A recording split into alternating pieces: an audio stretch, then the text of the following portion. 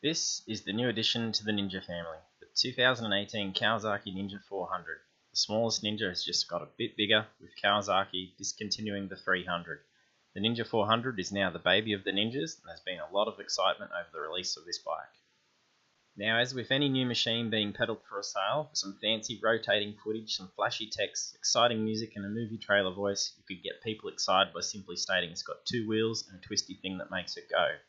So what does the Ninja 400 have to offer?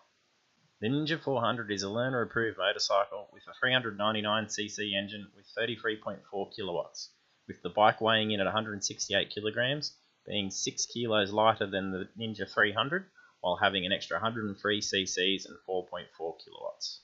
Its features are what you would expect from a Ninja, with similarity to the Ninja 300, featuring ABS, slipper clutch, and the styling in line of the bigger Ninjas, with the style of the Ninja 400 being inspired by that of the Ninja H2. Its dash has gotten a bit more fancy, being much more similar to its larger siblings. It also features a new patent-pending radiator fan cover to divert heat away from the rider to avoid discomfort when stopped in traffic.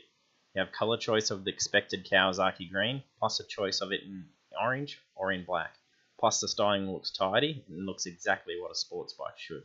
All this for a ride-away price of $7,699 AU, which is about $5,925 US. So it's a bit different to its replacement as the new entry-level Ninja, but it's also much the same, with Kawasaki stating it costs a bit more than the 300, which is ride-away of $5,990 AU, being about $4,610 US.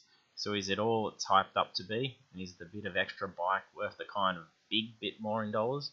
And what about its competitors who have already made the new 300 class market a buzz?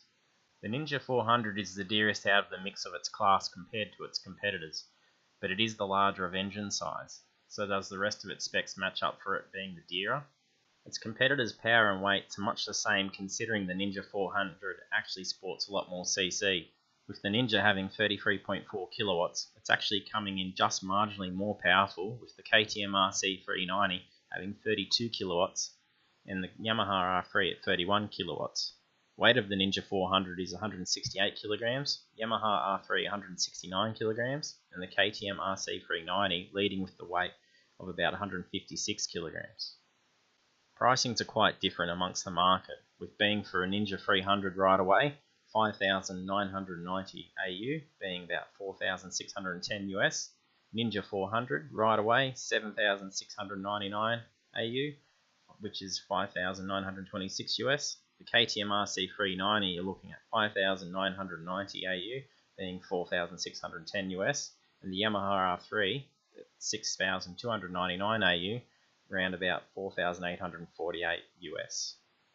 The Ninja 400 has followed in the Yamaha R3's way of making it a more comfortable upright riding position with room to tuck in or accommodate larger riders, being the design for target of an all-rounder sports bike, so it can be comfy as a daily ride or for longer travels, whereas with bikes like the KTM RC390, it has been known for it to be quite bare bones as a bike and has been noted as being quite uncomfortable to ride, with most reviews stating it's more ideal as a track bike. Comparing all those, the Ninja 400's closest competitor in comparison is the Yamaha R3, even to the point that the new front styling of the Ninja is more of that of an R3, being much different to its previous style like that of the Ninja 300. The power, weight and dimensions are basically the same, only the Ninja 400 coming in much shorter in length and a slightly wider tyre. You could splash some Yamaha blue all over it and it'd probably look like a shorter R3. However, the Ninja does have the slipper clutch, not that it should be something that you need a bike for. Some may say it's a great feature for beginner riders, but it's not going to teach good shifting if you rely on the slipper regularly.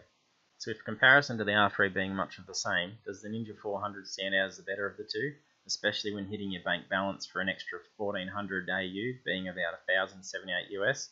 I don't think so. However, it's not to say that it's still not worth it. It's really showing as a great machine, but it doesn't stand out from the crowd. It really has been brought in much the same as the rest of the market. The higher price is more to be able to capture the excitement in the market being their brand new bike and it being a replacement for the Ninja 300. So price should die down and become more the same as the rest once the next year's model comes in.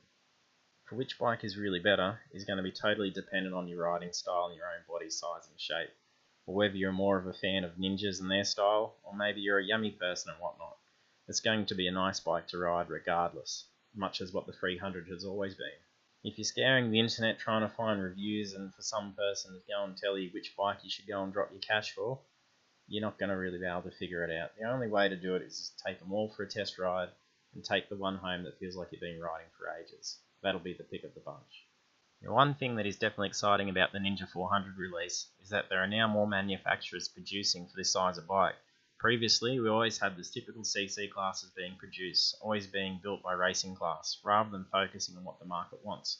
Whereas with today's times, people have been wanting something a bit bigger, but not too big, being so you can have more of an all-rounder motorcycle, being a more powerful weapon, daily commute, and a weekend track day bike for a reasonably, generally affordable price. Yamaha has already had a good piece of this pie, with the size class being of the R3, and also with KTM's RC390, and then both of them having various models in that size range. So with Kawasaki also stepping in, it's going to bring about a lot of great machines in that size range, with each having to add something more to their product to get in the lead in the market. So be excited about what the future will bring.